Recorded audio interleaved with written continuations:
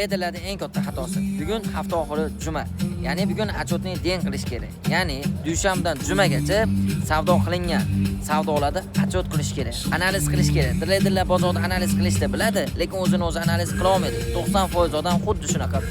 Ya'ni dushanbadan jumagacha foyda qildingizmi? Nimani hisobiga keldi o'sha foyda? O'shani yozish kerak. Dushanbadan jumagacha minusdamisiz? O'sha narsani yozish kerak. Nimani hisobiga minus qildingiz? Nimani hisobiga foyda qildingiz? Foyda qilgan bo'lsangiz, qaysi taktika orqali, qaysi tizim orqali foyda qildingiz? O'shani yozing. 100% aytaman, %100 keyingi hafta yana xuddi o'shancha foyda qilasiz. Qaysi strategiya orqali, qaysi tizim orqali minus qildingiz? O'shani yozing. Nima xatolar bo'ldi? O'shani yozing.